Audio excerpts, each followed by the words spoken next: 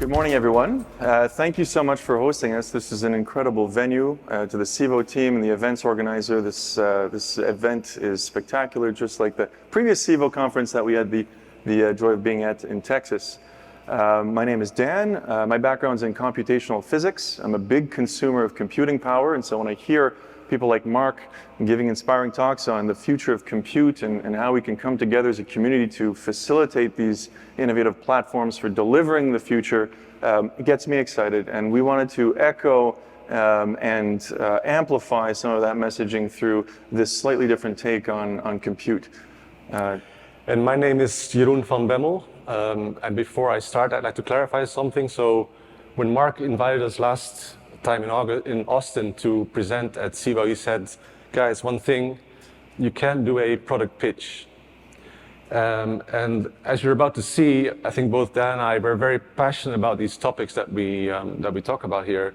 So you might be confused and say, well, that really does sound a lot like a pitch, right? And as Dan said, he's a CEO of a Canadian startup. So in his daily life, he goes about talking to investors and customers, and a lot of what he does is actually pitching. But just to clarify, this is not a pitch, right? All we have here, all we present to you is the truth. What is a digital economy? Does anyone know? Governments use that word all the time, and it's interesting. What it means basically today is feeding big cloud, essentially. So let's see if we can keep some of that money in our own pockets. And that's why we used a bit of a bold statement, rethinking ubiquitous computing and compute economies. Ubiquitous computing is sort of this blend of edge computing and cloud computing. It basically means your applications can consume compute from devices and infrastructure bought and paid for already all around us to use, sort of like a seamless sort of compute experience. And we're going to talk about that a little bit. Yeah. So in the introduction, we asked the audience how many years you have in the industry. Actually, this is the transistor that was invented by Nokia Bell Labs, or AT&T Bell Labs as it was called at the time. And the transistor is a very small electronic circuit that is actually the basis of all our compute infrastructure to date, right? And so they took this idea of a small transistor, they created logical gates and put many of those gates together. And today, fast forward 50 years, Intel thinks that they can put like a trillion of these transistors into one chip by 2030. But even if you look today in your pocket, and as we'll see in the demo shortly, even today's mobile phones, even if they don't have a trillion transistors, they have so much computing power that we're thinking, what if we could use this compute power and do something and use it for what we call useful or beneficial applications? So in your pockets, there's a ton of compute, CPUs and GPUs. And we're going to tap into that to do some physics simulations, and it could be AI and other things, in a way that has everyone participating and making money. And we're going to abstract to the highest level after that. So we're inviting people to compute differently. Please pull out your phones. And all you're going to do is open a web page. There'll be no download or anything whatsoever that you're not used to doing. It's as secure as online banking because it's built on the same security components. And once you've pulled your phone out, open this website, dcp.work/Civo.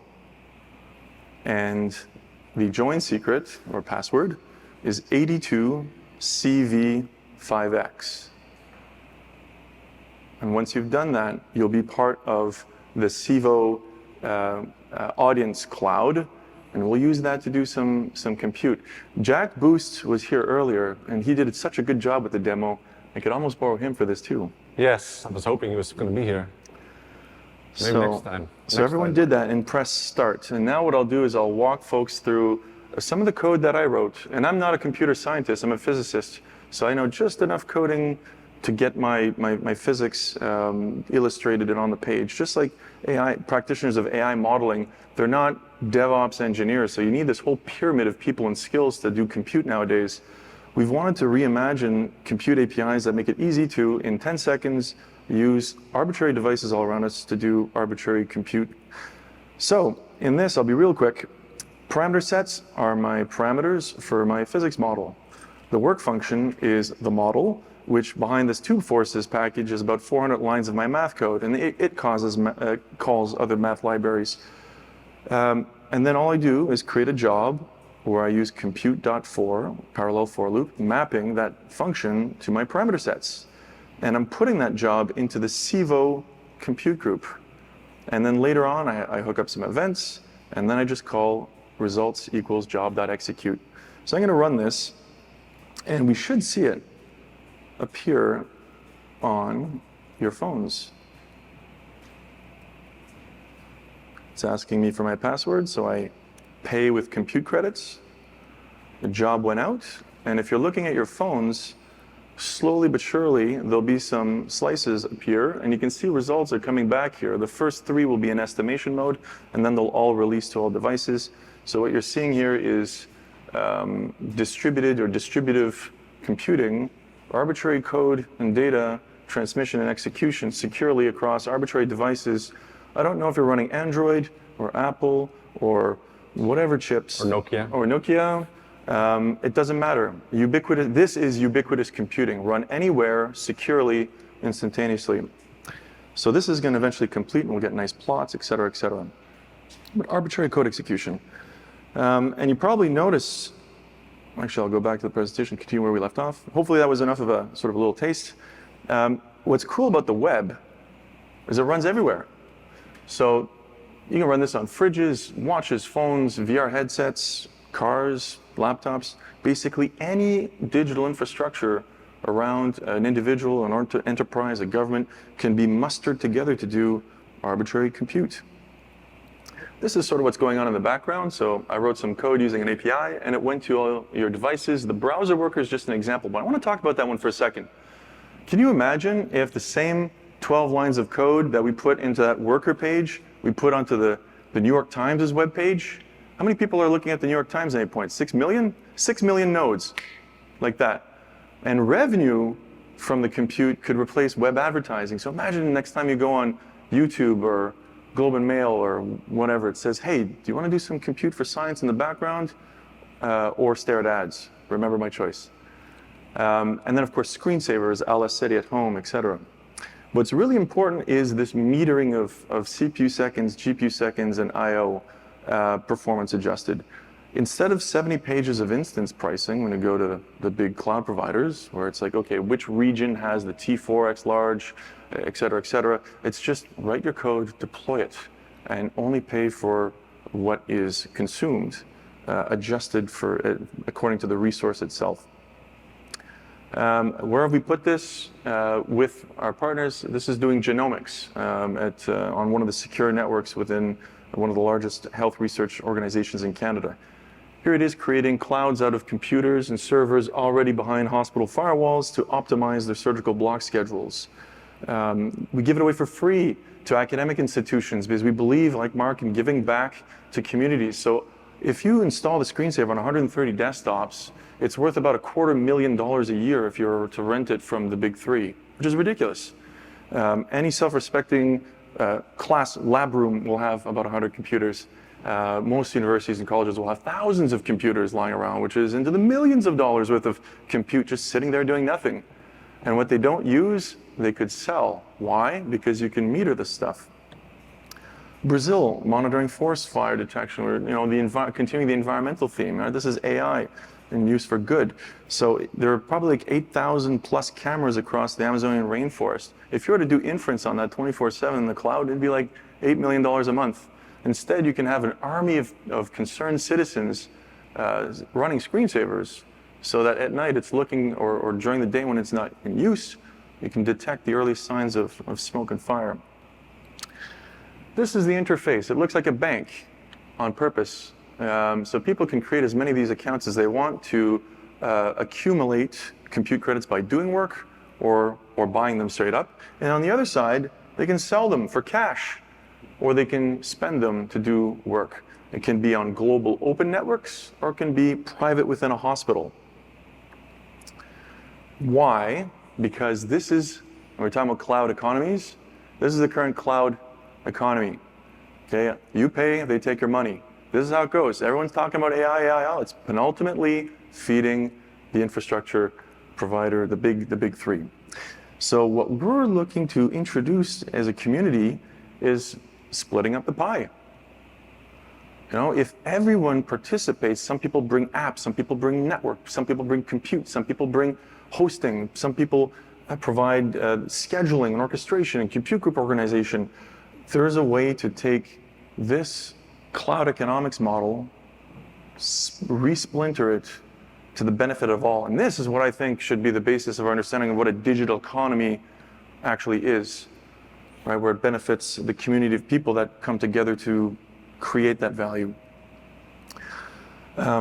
Maybe talk about the benefits or ROI, or what is it? Yeah, so from a compute provider perspective, of course, you're still a business and you need to make money. So we think the concern is going to be, okay, I can provide compute, but the cost you have needs to be lower, of course, than the revenue that you get.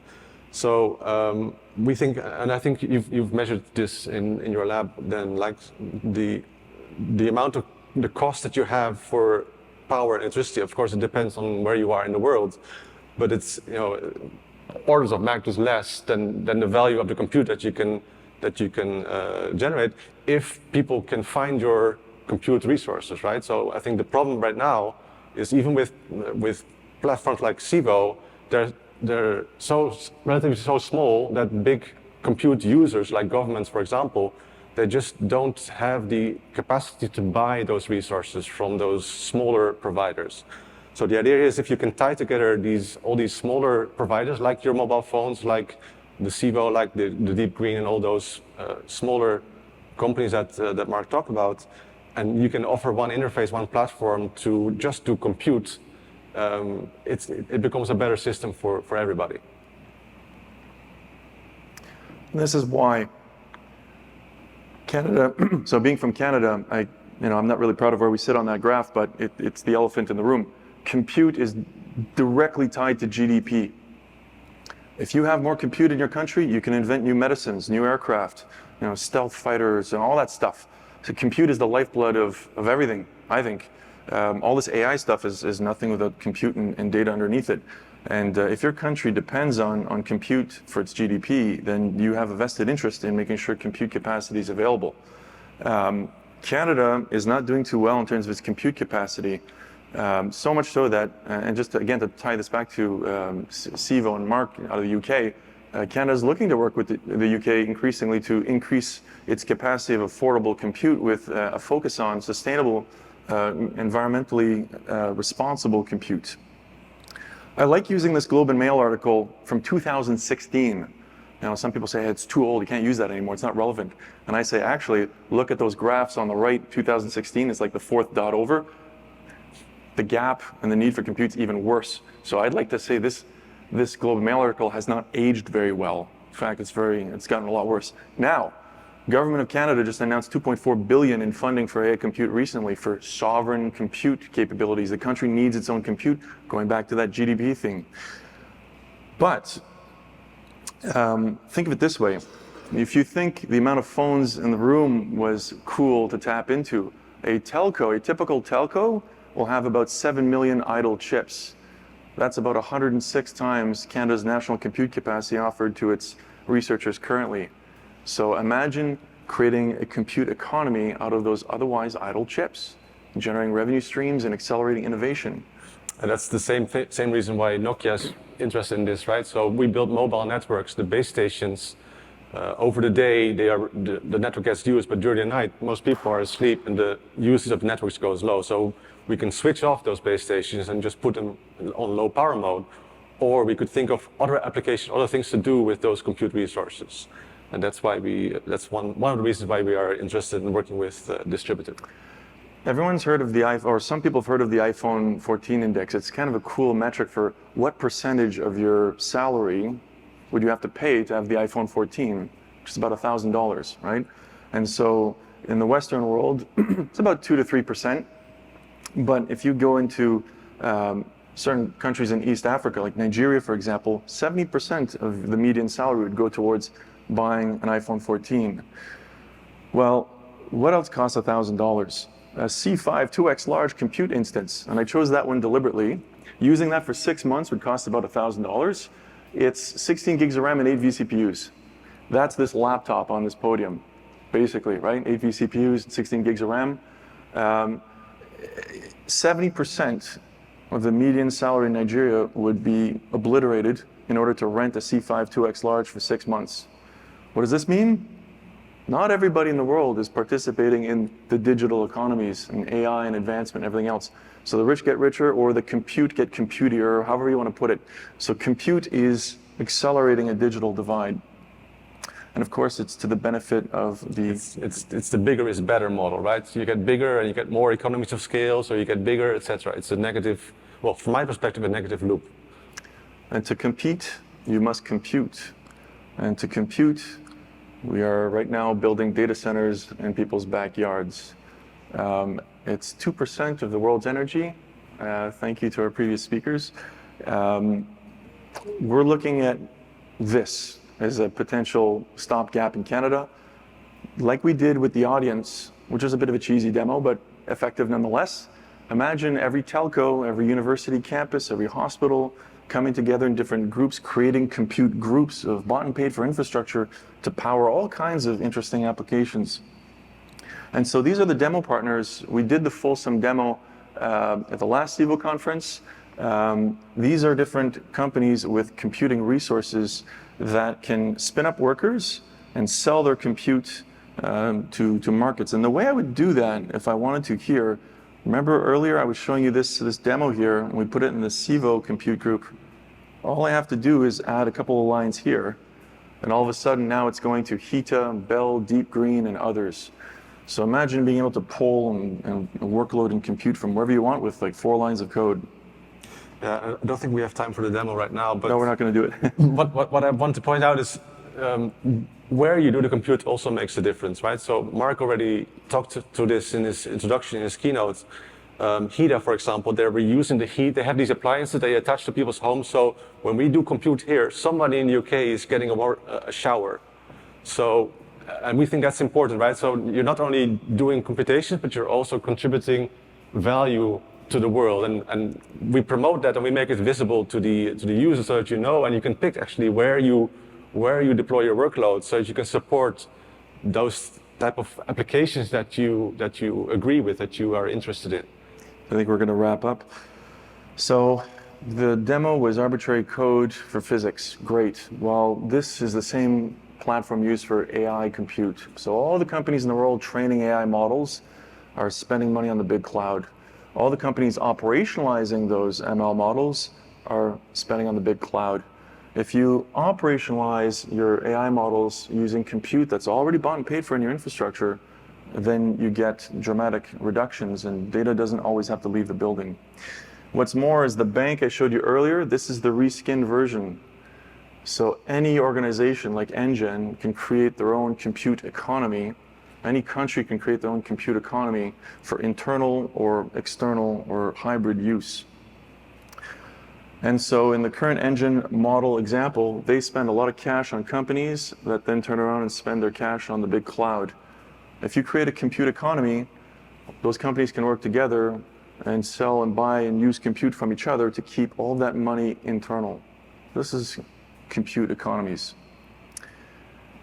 Hita was part of the demo you saw earlier. They did compute, and again, there are servers that are bolted to hot water tanks. The waste heat is being captured and saving your average family 400 pounds a year. Same thing in Deep Green, heating pools. Same thing with Carnot out of France, providing hot water to residential buildings. Rooted Labs is growing lettuce, and they have excess compute in their containers that are used to monitor IoT, but also powering smart agri compute clusters on the side.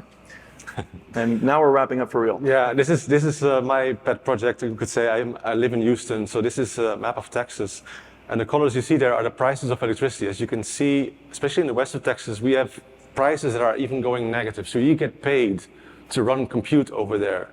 The problem is that that's far from where traditional data centers would typically get built, right? So you need some kind of a different application and a different platform, different paradigm to do computing. And especially if you want to help ERCOT, which is the electricity operator, to balance the grid and to shut down when there's too much demand and to start computing more when there's low demand. And so today, for example, they have wind turbines that they have to shut down the wind turbines because they can't get rid of the power. So instead of that, if you could place compute in those blue spots over there, it could make for a better system. And so the curtailable compute, the idea is that you have this distributed computing, but you can shut it down at a moment's notice because it's all chopped up into pieces and you can interrupt it as needed. So this is something that we're looking into, and especially I think we get to the call to action here for the audience. What we're looking for is to participate in the community. Thank you, Civo, of course. What we're looking for is people that want to work with us on these new computing paradigms, especially on the application side. So if you're a researcher, you have scientific applications, or maybe AI, you have AI models that you're looking to deploy, come meet us up after this talk, and we want to talk to you. I think we have 5 minutes. Are there any questions? We kind of blew through that. I remember some time ago there was an effort to do distributed compute for. I'll start that over. So some time ago there was an effort to do some sort of distributed compute to find, what was it, the Byzantine prime numbers, which for no good reason other than just saying that you found them, but the underlying research was really interesting about it. So I'm just wondering if it's something similar to that model, or is this completely different? Distributed computing is the act of taking a workload, breaking it into pieces, sending it to multiple machines, solving it quicker, and giving the results back.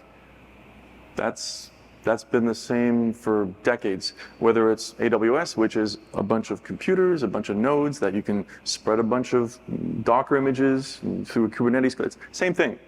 So there are parallels to that. There are parallels with cloud. There are parallels with blockchain in some senses. What this is, the best definition I've heard of it is sort of like Lambda, running Lambdas across a bunch of nodes. So any non-recursive loop, right? So digital twins, Monte Carlo simulations, inferencing, hyperparameter tuning, my physics simulations. Anytime you can spread a data parallel problem or algorithm out, modeling nuclear radiation seepage, across a whatever, you can apply these types of platforms to them, not just ours, but any of them.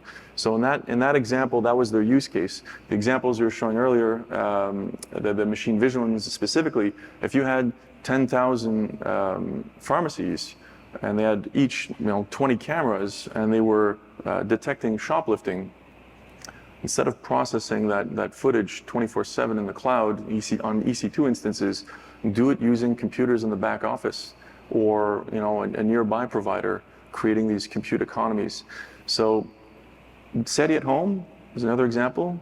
That was volunteer computing. Think of this as that, but on modern web technology, which runs on any device, anywhere, plus that bank, that economics angle where people can overbid, underbid, people can go towards greener compute, right, and make more choices around economics, performance, and carbon footprint. And heat up your pool. Great. We have the last question over here. We'll come see you after, sir. Good morning. Barry Silberstein, Evolution Consulting. So my question is, how do you address security concerns as it relates to sharing your compute? So for an organization to give people access to their compute, they've got to open up holes in their firewall to give that access. Great question. So 2 billion people surf the internet every day, right? And what you're doing when you do that is you're reaching out to some server somewhere and you're pulling arbitrary CSS, JavaScript, and HTML and executing on your machine. That's wild. If you have in your company, you'll have computers that your employees use. Whenever they surf the web, they're doing that. They're pulling and executing untrusted code. And untrusted has a very specific technical meaning here, on your machines behind your firewall. And so we've built this computing platform out of those web technologies, as per the demo. So no holes are being poked in the firewall because there's no communication coming in. It's all outbound communication initiating and then pulling these WebAssembly and JavaScript packages for execution in the same secure environment that the browser does it in, which are called web workers for the browser version. That's what everyone did here. The screensavers use, and the native workers use an even narrower subset of those technologies that do that secure execution. We went a little technical here, sorry for that. Thank you for your attention, Dan. Jeroen.